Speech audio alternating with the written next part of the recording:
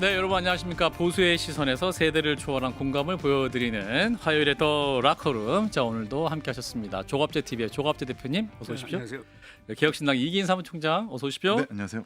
예, 자, 날씨가 좀 추워졌습니다만 그 미국 또 메이저리그 월드 시리즈가 끝이 났습니다. 우리 조 대표님이 또 한 말씀 하고 싶으시다고 하셔서 예, 마지막 경기 7차전. 라크룸이라는 이 그렇구나. 제목에 충실. 예, 라커룸이니까 야구 해야 됩니다. 예. 초심을 잃지 말아야 그 돼. 지금 언론이 그 끝났는데도 계속 그 얘기하고 있어요. 아, 그렇죠. 지금 역대 최고의 경기였다. 월드 시리즈 역사상뿐만 아니라 레귤러 시즌까지 포함해서 최고의 경기를 꼽으라면 이 경기를 꼽아야 된다는 거예요. 그렇군요. 4시간 동안 예. 특히 9회 초 예. 스코어가 4대3일 때 예. 1사 원아웃 잡았잖아요. 그렇습니다. 그다음에 나온 선수가 미겔 로하스 선수. 아, 한물간 선수거든. 예. 한물간 선수인데 3-2에서 그러니까 3볼 2 스트라이크에서 친 게 레프트 펜스 넘어가지고 홈런. 야. 4대4 이래 된 건데 아하. 이 로하스 선수가 어떻게 홈런을 칠 수 있었느냐. 타율이 1할도 안 돼요. 그런데 어떻게 칠 수 있었느냐. 그 배경으로 하는 게 데이빗 로버트 감독이 믿었다는 겁니다. 이 선수를 믿었다는 거예요. 이 선수는 그 보통 한물간 선수니까 벤치에 있는 시간이 많은데 가만히 있지를 않는데요. 항상 그 동료들을 항상 이렇게 독려해주고. 격려를 해주고 코치한테 가서 내가 뭐 도울 거 없느냐. 이 인간성.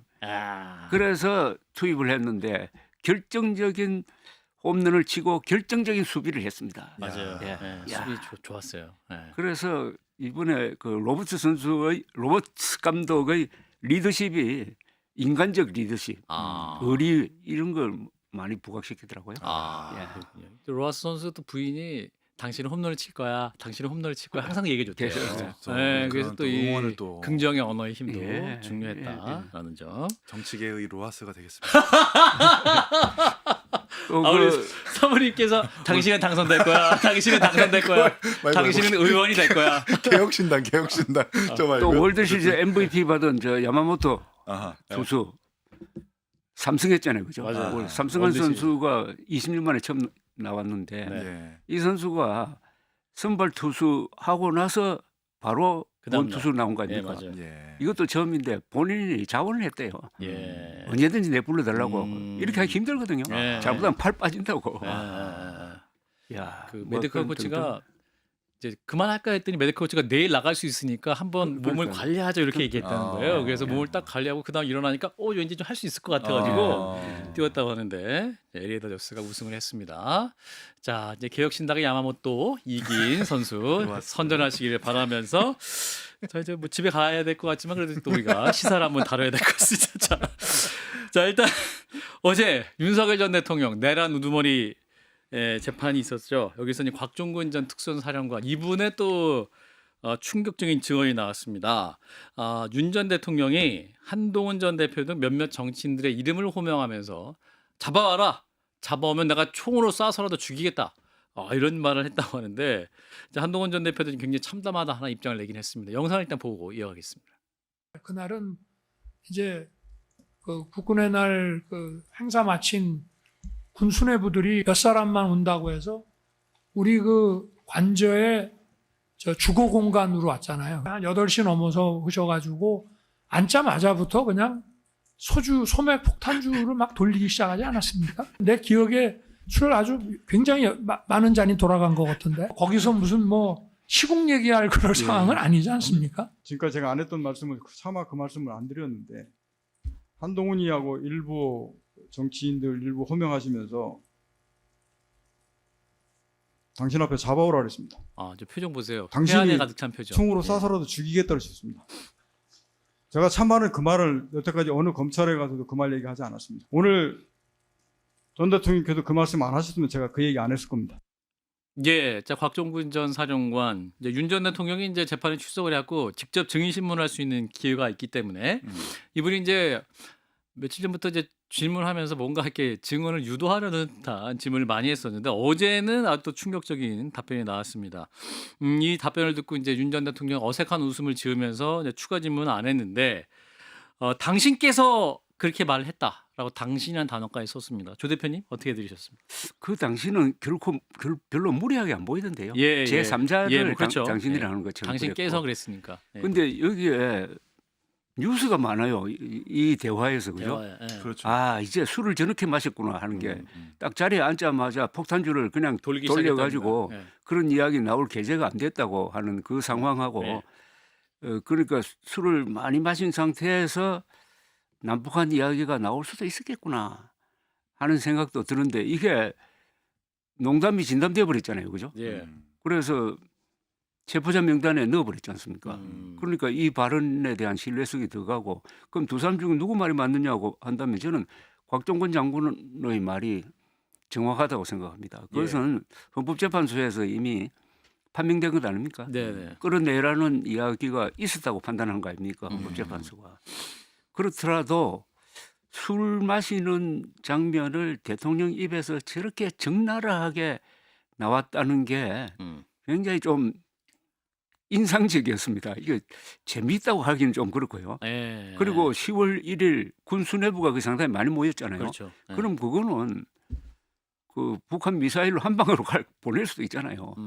그래서 한 군데 군 지휘관들이 모였을 때 술을 마셔도 되느냐? 군 통수권자의 문제. 그리고 아하. 저쪽에 청와대에서 절로 옮길 때 많은 사람들이 걱정했던 게 거기 대통령, 합참, 국방부가 같이 있잖아요. 예, 맞아요. 한 방에 가는 수가 있다 아하. 하는 걸 그런데 한 자리에 모여서 그렇게 해도 되겠느냐 하는 것은 좀 냉정하게 한번 따져볼 필요가 있다고 생각합니다. 사실은 다 사령관급들인데 작전 그러니까요. 대기를 해야 되는 것이고 그렇죠. 위수 지역 안에서 이제 네. 전시를 준비해야 되는데 10월 1일 국군의 날에 기분 너무 좋다고 막 폭탄주를 막 돌렸다는 거 앉자마자부터 막 돌리기 하지 않았습니까?라고 이분이 또 제가 말씀드리고 싶은 거랑 똑같은 건데요. 네. 그러니까 사실 곽종건 사령관의 증언이 진실인지는 재판이 끝나고 음.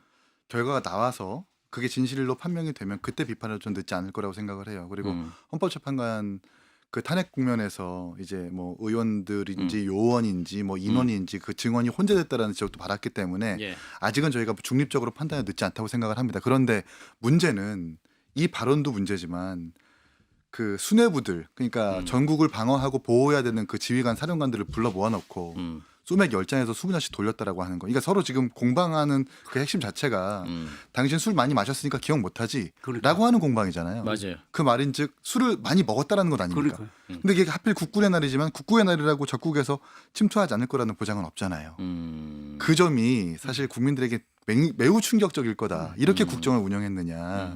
뭐 국민의 생명과 안전을 지키겠다고 하면서 국군의 날을 합치고 지휘관들 불러다 놓고 소맥 20잔씩 돌렸다라고 하는 것. 우리가 새삼스럽게 알 수 있었다는 대목인 거죠. 2010년 3월 26일로 기억되는데 천안함 격침됐을 때 예. 그때 당시 합참 의장이 그 전에 물론 그런 사건 나기 전에 다른 데서 어떤 식사 자리에서 술 마셨다고 그래가지고 얼마나 당했습니까? 예. 그 사람 그 사건 알지도 못하고 맞습니다. 그래서 이게 군 지휘관들이 술 마시는 우리가 폭탄주 돌리고 하는 데 대해서 야 호기롭다 이렇게 생각하고 남자답다 생각하는데 거기에 대해서 이번에 좀 기준을 하나 만들어야 되겠어요. 어떤 자리에서는 폭탄주 돌리면 안 된다든지 네. 하는 반주 정도만 마셔야 되고 그러는지 아니 근데 이제 지금 이제 곽종근 전 사령관의 증언 자체가 굉장히 중요하다고 판단이 되는 게 이 정도로 싫어했구나 한동훈 전 대표를. 그렇죠. 예, 당시에 이제 국민의힘 대표와 그 이제 대통령 간의 독대를 계속 요청을 해갖고 이제 만났었잖아요. 뭐 윤 전 콜라 대통령 대접하고. 그 시기에 그 대통령 실장에 배석한 상태에서 이제 했었었는데 그 당시에도 보면 윤 전 대통령의 모습이 이렇게 책상 이렇게 그렇죠. 딱 하고 네. 해갖고 한동훈 전 대표를 바라보는 장면이 있었고 그럼 좀 반추를 해보면 결국 계엄의 원인 중 하나 혹은 원인이 결국 한동훈 전 대표도 좀 포함됐었던 그렇죠. 것이 아니었나 이렇게 판단할 수 있는 거 아닐까? 그렇죠. 김건희 씨 문제도 있고. 근데 그걸 보면은 이제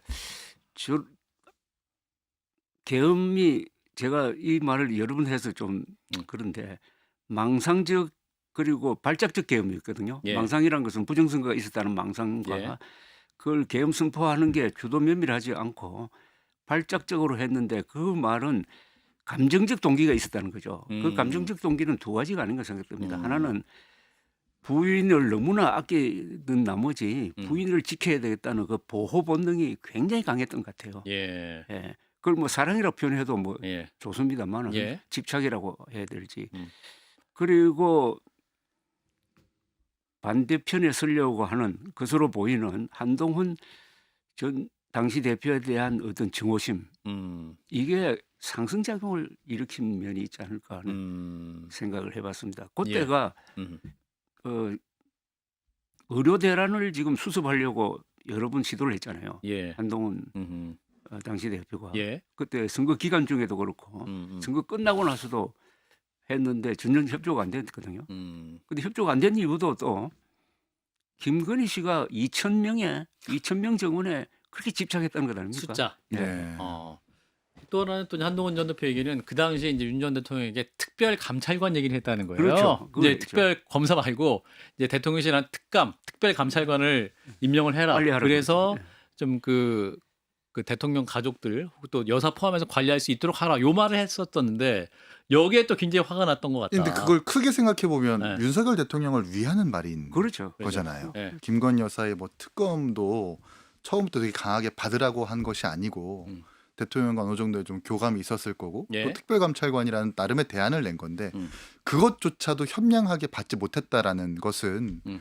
이걸 계엄의 원인이라고 우리가 표현한다기보다는 음. 대통령의 망상이 결국 스스로 계엄을 자초하게 된 거다라고 음. 우리가 표현할 수 있는 거죠. 그런데 그 곽종근 장군하고 윤석열 전 대통령 사이에 오가는 대화가 상당히 이것 말고도 여러 가지 길잖아요. 예. 네. 그걸 보면은 솔직하게 이야기하면 윤석열 전 대통령이 무슨 말을 하는지 모르겠어요. 앞뒤가 안 맞아요. 예. 뭘 주장하려고 하는지가 논리적으로 맞아요. 이해가 안 돼요. 어. 저게 변호하려고 하는 건지 저렇게 하면 불리할 텐데. 그런데 저는 헌법재판소에서 그런 걸 한번 느꼈는데 이번에는 더 많이 느꼈어요. 지리멸렬이에요. 이게 저는 술하고 관계 있다고 봅니다. 지리멸렬하다. 예. 아. 논리가 지리멸렬한데 아. 이게 술 많이 마신 사람 뭐 이거 필름 끊어지는 거하고 음. 좀 비슷하고요. 예. 하여튼 비정상적이었다고 봅니다. 저 발언이 있기 전에 윤석열 대통령의 변호인이 말리는 제스처를 하는 장면이 담겨 있어요. 예.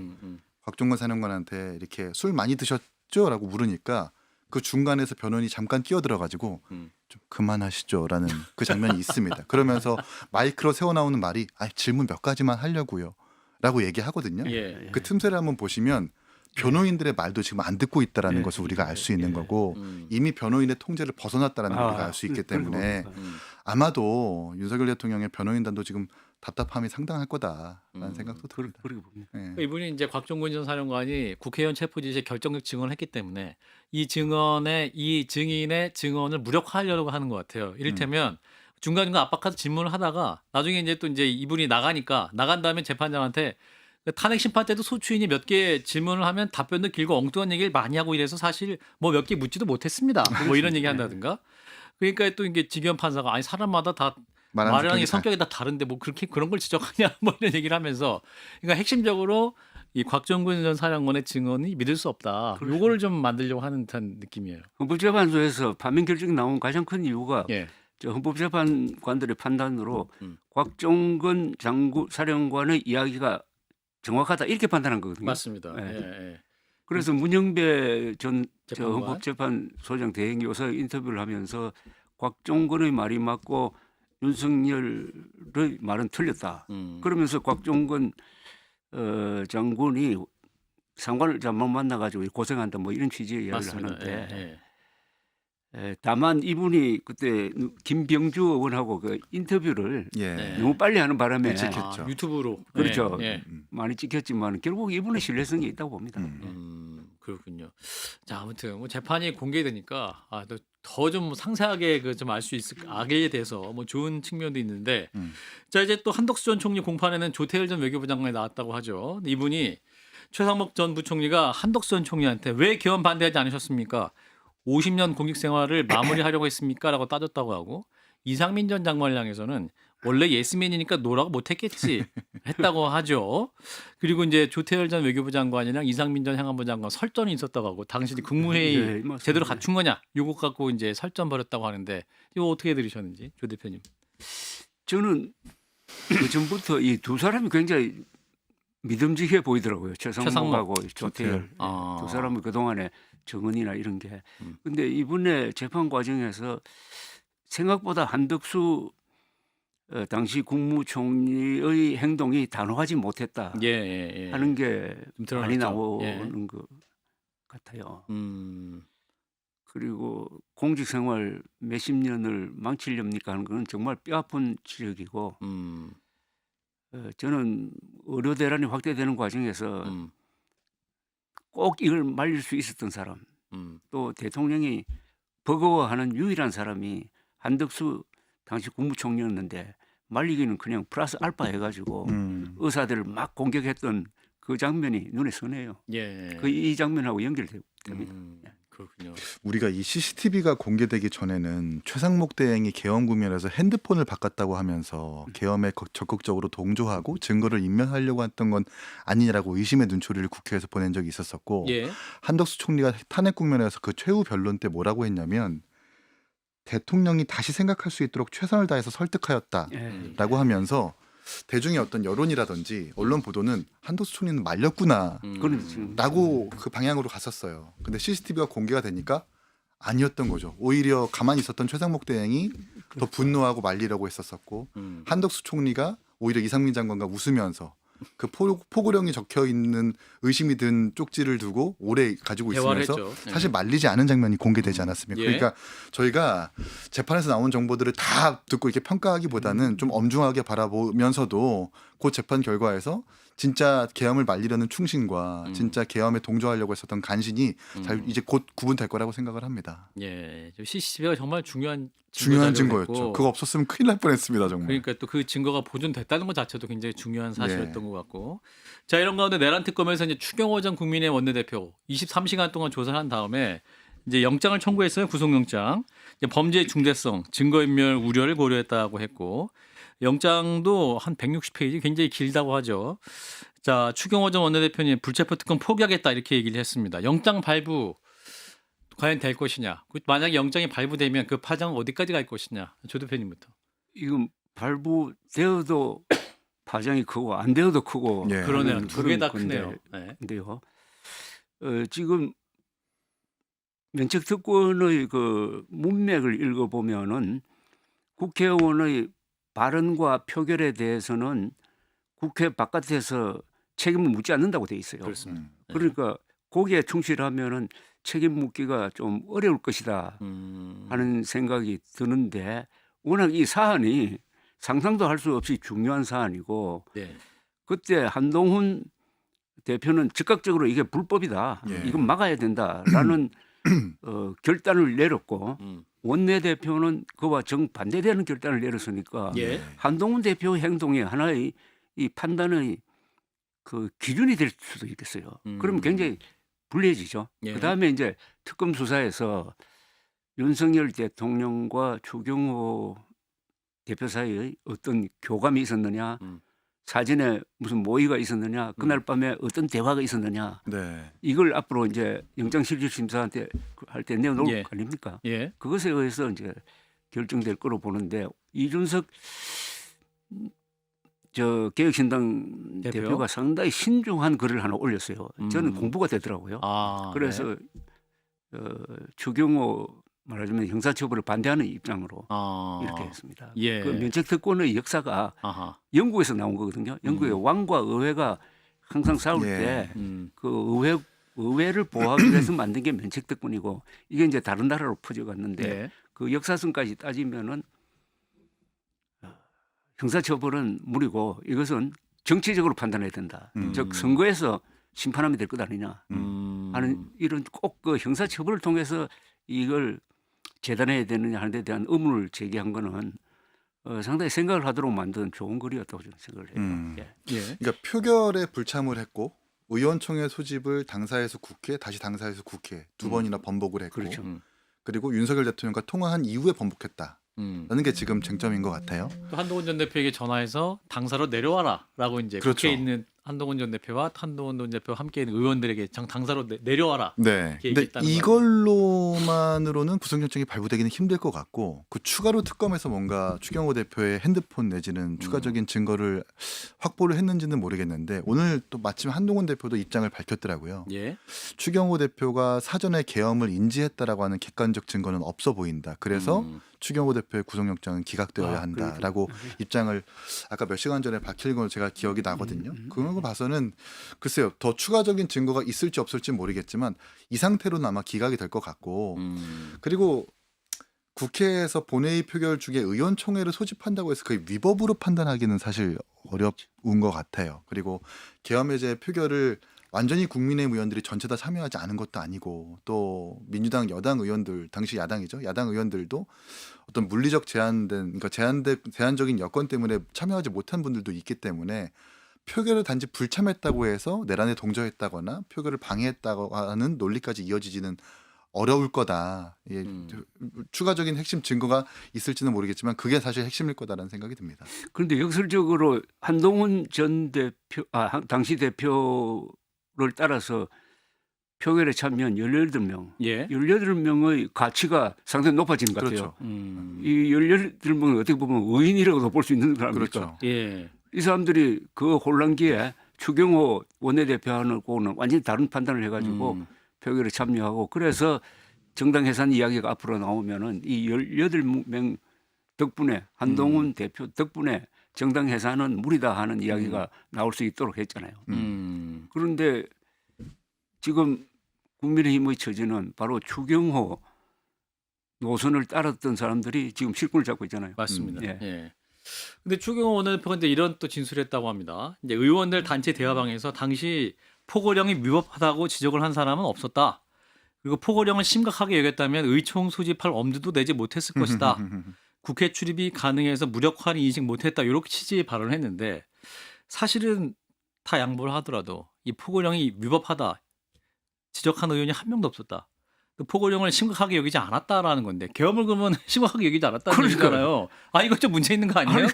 이거 말이 안 되는 건데요, 이건? 아니 한동훈 대표가 즉각 위법하다고 판단했고 저도 그 이야기 듣자마자 네. 아니 포고령에 왜 이미 사표 던지고 나간 그 전공의들 왜 잡아들이려고 하느냐. 그렇죠. 이거 처단한다. 처단한다고 했는데 이게 말이 되느냐고. 처단하겠다. 바로 아직 계엄 해제되기 전에도 저는 방송을 했는데 네. 지금 무슨 이야기를 하고 있는지 나는 예. 그 이해가 안 가는데요. 예. 저러니까 국민의힘이 예. 지금 이렇게 된 겁니다. 윤석열 대통령 따라가면서 단 한 사람도 한동훈 대표 빼고는 단 한 사람도 한글을 하지 않았다는 거. 예. 그걸 보여주는 거 아닙니까? 예. 이거 문제 아니에요? 포고령 문제죠. 문제는 문제입니다. 예. 근데 당시 이런 전체적인 맥락을 보면 계획적인 방해 내지는 어떤 계획적인 동조라기보다는 대통령의 선포한 계엄에 따라서 우왕좌왕했던 것 같아요. 근데 그 사이에서도 여기에서 대통령을 따라가지고 계엄에 동조해야 되는 것 아니냐라고 판단한 의원들이 분명히 있겠죠. 근데 그 사람들은 뜻을 밝히지 않는 것일 거고요. 그래서 이런 속내들은 우리가 확인할 수가 없는 거니까 예. 오늘 김재섭 의원도 표결에 참여했는데 그때 계엄제 표결에 참여했는데 당시에 나의 표결을 방해했었던 요인은 경찰밖에 없었다. 뭐 추경호 원내대표와 무슨 뭐 카톡방에서 그런 얘기가 오고 갔다 하더라도 개인의 소신에 의해서 표결을 참여했었던 사람들이 있으니까 나를 방해했었던 경찰밖에 없었다라고 입장을 밝히더라고요. 이런 것만 봐도 사실 구속영장이 발부되기는 어렵지 않을까라는 생각도 듭니다. 다만 이런 문제를 이제 책임을 추궁하는 방식의 문제입니다. 그죠? 네. 정치 행위니까 정치적으로 추궁하는 게 제일 맞죠. 그거는 역시 선거를 통해서 하는 게 막 맞는데 이걸 특검이라는 수사를 통해서 사람을 잡아넣는 식으로 해결할 정도냐 아니냐에 대해서는 여러 가지 이야기가 나올 수 있을 것 같아요. 네. 이게 친위 쿠데타다. 군대가 처음으로 국회와 선관위에 들어간 역사적 사건이다. 예. 그럼 여기에는 가차없는 처벌이 있어야 된다. 일벌백계로라는 주장도 난 성립할 수 있다고 봐요. 예. 그래서 그 양당 간에 어떤 그 서로 토론이나 화두가 이제 화두가 되는 겁니다. 예. 정치의 범위와 사법의 범위를 어떻게 조정하느냐 하는. 예. 중요한 말씀을 또 해주셨습니다. 예, 일단 추경호 전 원내대표의 구속영장 청구 소식까지 전해드렸고요. 자, 이어서 오늘 이제 그 이재명 대통령이 내년도 정부 예산에 대한 그 시정연설을 했습니다. 그런데 이제 국민의힘 의원들이 다 보이콧했어요. 시정연설을 듣는 거 보이콧했고 국회 로텐드 홀이었나요? 앞에서 뭔가 그 추경호 전 원내대표에 대한 영장 청구를 규탄하면서 시정연설에 불참을 했는데 그 장면부터 보고 이어가겠습니다. 네, 이재명 대통령이 이제 국회로 입장을 하는 상황에서 인사를 하고 이제 들어가는데 이제 민주당 의원들만 주로 이제 좀 허전하군요. 에이펙 주관에 이루어진 한미 정상회담을 통해 미국과 관세 협상을 타결함으로써 우리 경제의 불확실성을 완화하였습니다. 최악의 상황에서도 최선의 결과를 만들기 위해 영혼까지 갈아 넣으며 총력을 다했다는 말씀을 드립니다. 반이 비기긴 했네요. 앞으로도 백지석이 정부는 빠졌으니까. 국익 중심의 실용 외교를 바탕으로 대한민국의 국력을 키우고 높여 나가겠다는 말씀도 드립니다. 박정희 대통령이 산업화의 고속도로를 깔고 김대중 대통령이 정보화의 고속도로를 낸 것처럼 이제는 인공지능 시대의 고속도로를 구축해서 도약과 성장의 새로운 미래를 열어야 합니다. 예, 자 이재명 대통령 이제 시정연설 시작에 앞서서 이제 국민의힘 의원들이 다 빠졌기 때문에 좀 허전하군요. 하면서 이제 그 말을 시작하면서 이제 연설을 시작했는데, 자 일단 국민의힘 의원들은 검은색 마스크, 검은색 정장, 가슴에는 자유민주주의가 적힌 근조 리본을 달고 오늘 이제 비판하고 이제 국회 일정을 보이콧했는데 이재명 대통령 향해서는 범죄자다 뭐 이렇게 또 소리를 지르기도 했습니다. 어떻게 보셨는지 조 대표님. 에이펙 정상회담 전에 예. 이런 행위를 했으면은 국민들 중에서도 속 시원하다는 사람이 있을지 모릅니다. 예. 그러나 에이펙 정상회담을 대성공시켜 가지고 예. 지금 국가 분위기가 상당히 좋죠.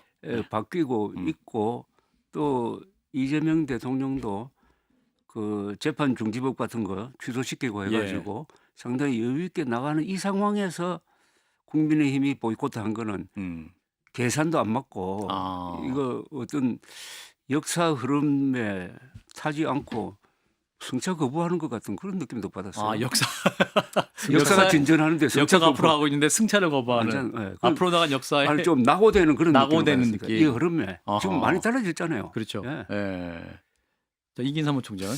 저는 그 물론 뭐 추경호 원내대표의 구속영장 청구 때문에 그 정치적 이해관계에 따라서 들어올 수 없을 거라고도 좀 이해를 해요. 거기서 시정질의 들으면서 박수를 칠 수 없는 그런 사정도 전 이해를 하는데, 그렇다고 해서 그 로텐도홀에서 피켓까지 만들고 마스크까지 만들면서 범죄자 꺼져라 라고 발언하는 건 조금 아까까지 사실 계엄 선포하고 그 속한 정당의 일원들이 저렇게 나서는 것은 절대 국민들에게 공감받지 못하는 행위라고 생각을 하고, 또 에이펙 관련해서도 사실 인정할 건 인정하는 게 맞잖아요. 그렇죠.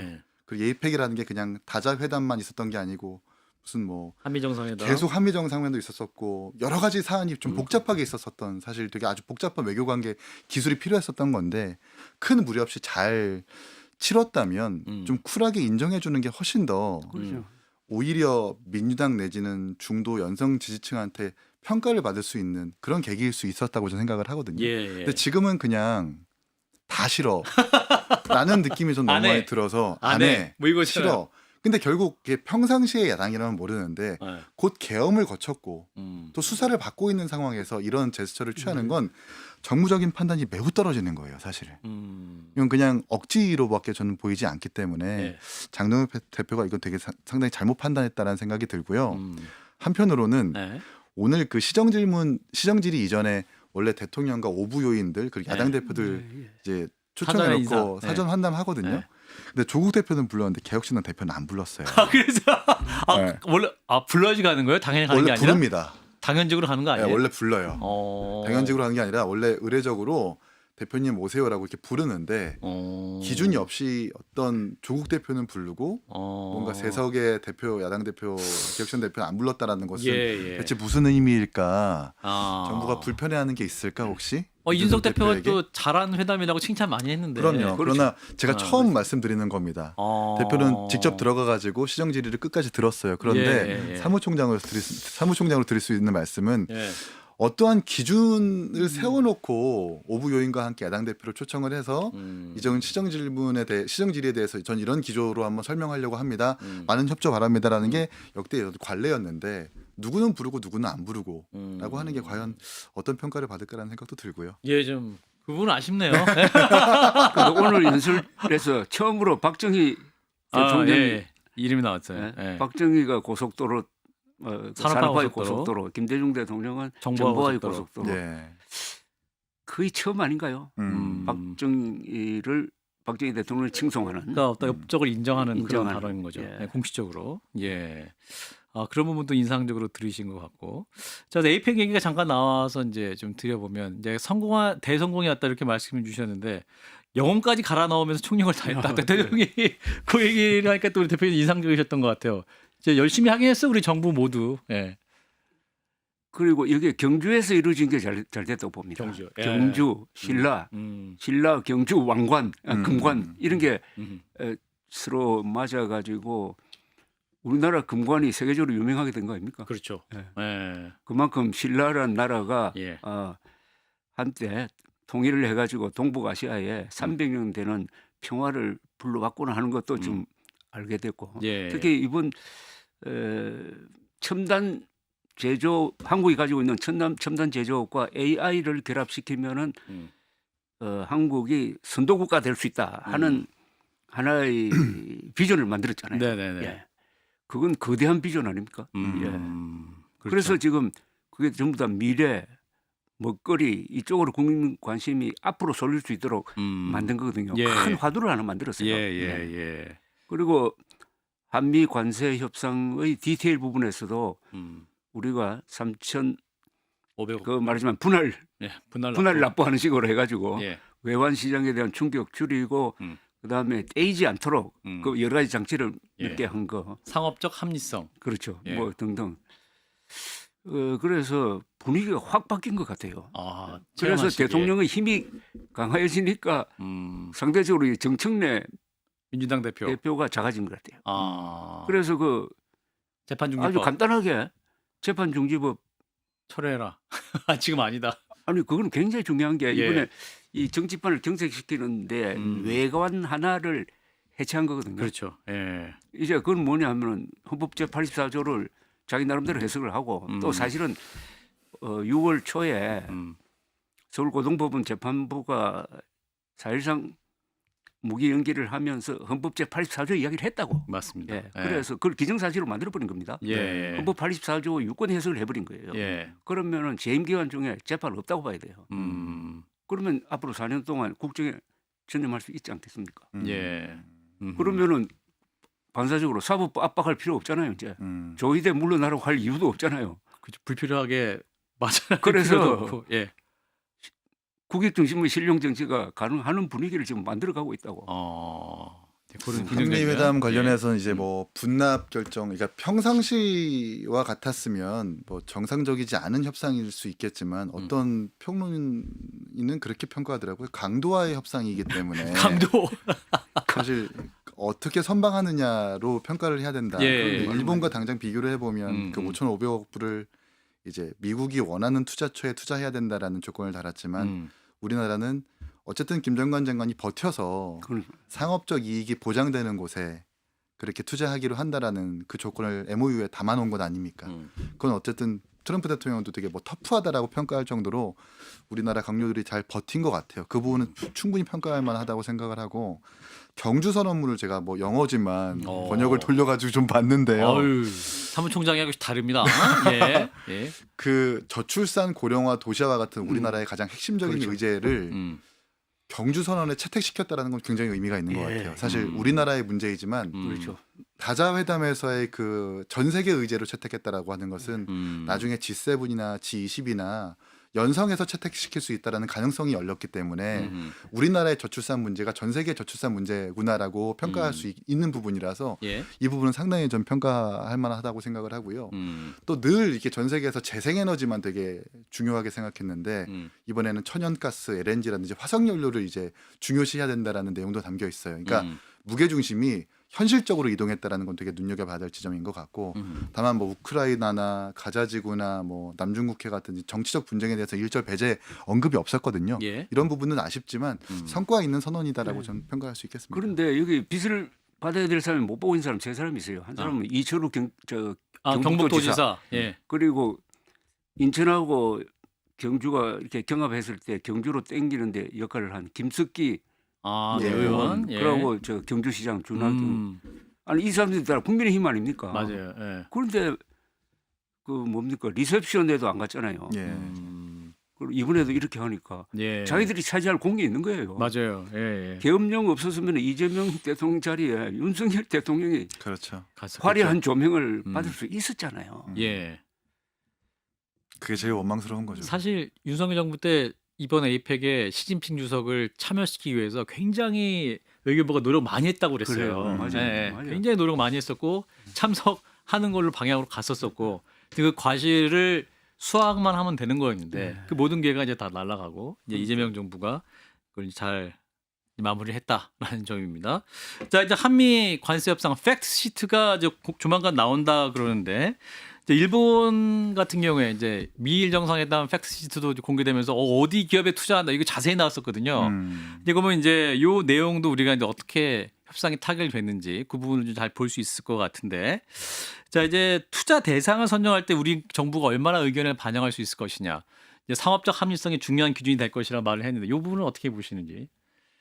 저는 세부적인 데 대해서는 예. 제가 정보가 없고요. 예. 다만 제가 좀 그쪽에 잘 아는 분들한테 의견을 구해보니까 과연 미국의 제조업이 예. 재생할 수 있느냐에 아, 대해서는 회의적이더라고요. 아하, 이런 식으로는 안 된다는 겁니다. 예, 안 된다는 이유가 제조업에 맞는 근로윤리를 만들어내는 게 어렵다는 거지. 노동자들이 예. 열심히 최선을 다해서 안 그렇죠. 하고 예. 그러고 저임금을 보장했던 이민자들을 지금 추방하고 있는데 그렇죠. 예. 그러면 그걸 누가 메우느냐? 자체 모순. 그리고 제조업이 한번 기울었다가 다시 살려낸 예가 거의 없습니다. 예. 다만 두 나라가 예외합니까? 저 독일과 일본이지. 그 독일과 일본 두 나라 국민들이 잘 훈련된 부지런하잖아요. 양국 국민들은. 그리고 뭐 영국 같은 데는 안 되잖아요. 예. 그래서 결국은 지금 저는 수천억 달러를 조절해가지고 안 떼이도록 하는데 제일 신경 써야 된다고 생각합니다. 아, 상업적 합리성. 예. 그리고 내년 지방선거이지. 내년 중간 선거. 중간 선거에서 11월 중간 선거. 대패를 하면은 아마 급속도로 레인드로 가는 거 아니겠습니까? 그럼요. 예. 그러니까 시간 우리 정부도 그런 계산을 하고 있겠죠. 분할을 해가지고 이제 보면서 그렇죠. 내년 선거를 기다리는 추이를 기다리는 쪽으로 하니까 생각됩니다. 예. 지금 작성되는 이 그 국제적 어떤 협상 관계가 내년 중간 선거를 기점으로 다시 뭔가 원점으로 돌아갈 수 있는 충분히 가능성도 있을 거라고 좀 보는 게 예. 10월 28일 기준 로이터에서 트럼프 대통령의 국정 지지도를 조사한 결과를 봤거든요. 네. 긍정 평가가 40이고 부정 평가가 60에 달해요. 상당히 안 좋습니다, 평가가. 예. 근데 지금 계속 트럼프 대통령은 동맹국을 포함해서 다른 나라에서 관세를 통해 가지고 막 그 이득을 이끌어오려는 홍보를 하고 있는데 그게 자국 내에서 정치적으로 먹히지가 않습니다. 그런 상황에서 내년 중간 선거에서 어떤 평가를 받을까? 중간 선거에서 혹시나 정부 여당에 대한 어떤 의석수를 더 잃어버리게 된다면 지금 하고 있는 협상은 사실은 어찌 보면은 다시 원점으로 돌아가거나 그렇죠. 상당 부분 내용이 바뀔 수 있다라는 생각이 저는 드네요. 예. 네. 사실 이번 에이펙 정상회담 경주선언에 그 자유무역이라는 단어가 최종적으로 막 늘려고 했다가 안 됐잖아요. 이게 미국이 반대해서 안 된 거거든요. 트럼프가 테리프 관세라는 나라를 너무너무 사랑하는 아름답다고 해서 이게 다자주의 회담에서 자유무역이 없으면 말이 안 되는 건데 그 부분이 이제 좀 내년 중간 선거 결과 이후에 뭔가 미국의 정책 방향도 새로운 전환이 있지 않을까 뭐 이런 생각도 들어봅니다. 자 AI 투자도 이제 대통령을 강조를 했는데 젠슨왕이 이제 GPU 26만 장 공급을 약속을 했습니다. 근데 또 이제 트럼프가 또 엔비디아 최첨단 칩은 미국 기업들만을 위한 것이다. 또 이렇게 얘기를 해가지고 이것도 어떻게 해석해야 될 것이냐 이렇게 얘기했는데 사실은 뭐 엔비디아가 뭐 미국 기업이라도 볼 수 있는 측면. 아니 근데 예. 저는 이게 사실 26만 장 준다고 했을 때 네. 너무 쉽게 준다고 하는 거 아닌가? 어쨌든 아. 엔비디아도 미국의 통제를 받는 예. 기업인데 네. 그리고 트럼프 대통령의 성정이라고 하는 게 손에 들고 있는 건 무조건 지렛대를 삼아서 다른 나라에 무조건 다른 것들을 뺏어 오려는 성정을 가지고 있지 않습니까? 예. 어쨌든 에이펙 중간에서 젠슨 왕이 26만 장을 주겠다라는 걸 트럼프 대통령이 못 들었는지 이제 막 듣고 그렇게 뭔가 지렛대 삼아가지고 안 주려는 움직임도 있는 것 같아요. 예. 이거는 대단히 큰 문제인 것 같습니다. 어쨌든 막 26만 장 주겠다고 좋아했다가 예. 트럼프 대통령이 맞겠다라는 건 아니에요. 그 맞겠다는 대상이 대충 그 문답 분위기로 보면은 중국에 주는 걸 맞겠다는 쪽으로 그러니까 중국을 해석을 포함한 하더라고. 타국. 예, 음. 그래서 네. 한국을 겨냥한 건 아니고 그다음에 음.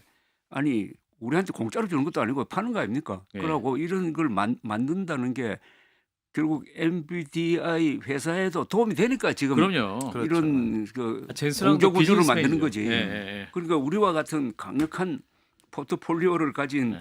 종합 제조업 국가가 세상에 몇 개 안 없죠. 되잖아요. 예. 그렇죠. 예. 또 우리는 적극적으로 지금 하려고 하고 좀 저자세이기도 하니까 음. 자기들이 도움이 되니까 하는 건데 저는 우리한테는 팔 거라고 봅니다. 그러니까 데이터 인프라도 잘 구축되어 있고 그리고 어떤 국민들의 기술 수용도도 굉장히 높고 또 제조업도 발달되어 있는 나라라서 젠슨 왕 입장에서는 사실 AI 생태계를 구축하는데 최적의 국가라고 아마 꼽을 거예요. 그러면서 26만 장이라는 결단을 한 것은 그 말을 한 것은 어찌 보면 한국을 테스트베드화 하겠다. 그래서 진짜 AI 국가를 만들겠다는 비전을 전 제시했다고 좀 보거든요. 근데 거기서 사실은 트럼프 대통령이 이번에 뭐 오는 GPU가 굉장히 기존 GPU보다 훨씬 더 고도화된 GPU라고 하더라고요. 예. 그러면서 이렇게 첨단 기술은 미국만 가져야 된다라는 말을 하는 걸 보면은 이것도 지렛대 삼아서 뭔가 더 우리나라한테 요구할 것이 있는 건가? 라는 의문도 듭니다. 그리고 이재명 대통령이 진짜 지금 AI로 승부를 걸겠다는 게 본심이라면은 우선 원전, 탈원전 전개 전력. 포기해야 되고 예. 지금 돌릴 수 있는 것은 40년 수명 끝나도 돌려야 됩니다. 예. 그 결정을 지금 계속 보류하고 있잖아요. 예. 그거 안 하면은 추진도 안 될 뿐만 아니라 이 말로만 이렇게 되는. 예. GPU가 전력을 많이 소모하니까 그러니까요. 네, 그 부분도 사실 수반이 돼야 되는 겁니다. 예. 뭐 엔비디아의 젠슨 왕도 역시 뭐 AMD에 지금 추격을 받고 있기 때문에 네. 엔비디아도 열심히 해야 되는 상황이긴 합니다. 그렇기 때문에 이 약속도 잘 지켜지지 않을까 저는 낙관을 해봅니다. 자, 하나만 더 짚어보죠. 자, 대통령실과 더불어민주당 지도부 간에 또 혼선이 있는 것은 아니냐 생각할 수 있는 상황에 있었는데 에이펙을 마치자마자 이제 대통령 그 재판 중지법을 추진하겠다라고 했었는데 이제 대통령실의 제동으로 하루 만에 이게 처리가 됐죠. 이것을 보고 이제 자기 정치하지 말라라는 대통령실의 경고다라는 뭐 해석도 나오고 있는데 두 분은 어떻게 판단하십니까, 조 대표님부터? 저는 이재명 대통령이 타이밍을 참 잘 잡은 것 같아요. 아주 강한 입장에서 네. 그런데 그 아주 논리적으로 스무스하게 풀어버렸잖아요, 그죠? 헌법제 84조를 이런 식으로 해석한다. 예. 딱 이래버리니까 거기에 대한 반론도 제기할 수 없고 또 최근에 와서 민주당 안에서 반정청래 여론이 높아가고 하니까 일단 전국 주도권이 이재명 대통령 쪽으로 가고 그러면은 지금 1년 유예한 검찰청 그 해체 있잖아요. 예. 해체에 따른 여러 가지 보안 수사권 보안수사, 문제라든지 이 문제도 그쪽 민정수석실에서 또 법무장관이 주도적으로 가능성이 할 수도 있군요. 있다 하는 그런 생각이 듭니다. 자, 대장동 2심 재판 지금 최근 선고가 됐는데 요 해석을 또 여야 간의 해석이 다릅니다. 민주당 같은 경우는 판결문 중에 성남시장은 유동규 등과 민간업자의 유착이 어느 정도인지 모르는 상태 그리고 이 대통령이 유 전 본부장 등 민간업자들로부터 금품이나 접대를 받은 사실을 알지 못했던 것으로 보인다. 판결문 이 부분을 바탕으로 해서 이제 어떤 유리하게 해석하는 부분이 있고 국민의힘에서는 성남시 수뇌부다 뭐 이런 주어를 많이 강조를 하는데 이긴 그러니까 성남시 수뇌부다 민간업자 유착이 어느 정도인지 모르는 상태다 이 말에 우리가 집중할 건 아니고요. 예. 결국 배임죄가 성립이 됐다라는 거, 유동규 본부장과 김만배 등등 대장동 일당에 대해서 추징도 하고 결국 이재명 대통령 당시 시장일 때 결재권자로서 도장을 찍은 그 대장동 문서에 대해서 배임죄가 인정됐다라는 부분을 우리가 집중을 해야 됩니다.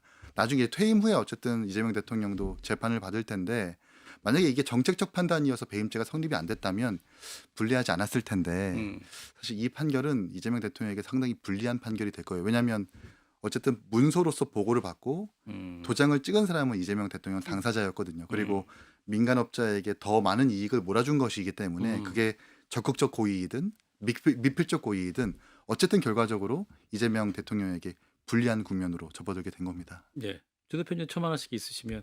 근데 이재명이란 이름이 거기 뭐 390분 네. 나온다면서요? 예. 판결문에서. 예. 근데 직접적인 무슨 증거나 직접적인 관련성에 대해서는 판단을 유보했잖아요. 예. 그건 이제 그 재판 또 다른 데서 본격적으로 하고 그렇죠. 있으니까 예. 별개 재판입니다. 거기에 맡기지 굳이 그것까지 판단에 안 넣겠다는 예. 그런 계산으로 음. 보여가지고 본안 재판을 해봐야 돼요. 예. 자, 오늘은 여기까지 하도록 하겠습니다. 날씨 추우니까 두 분 다 건강 조심하시고 다음 시간에 뵙겠습니다. 여러분 고맙습니다. 감사합니다.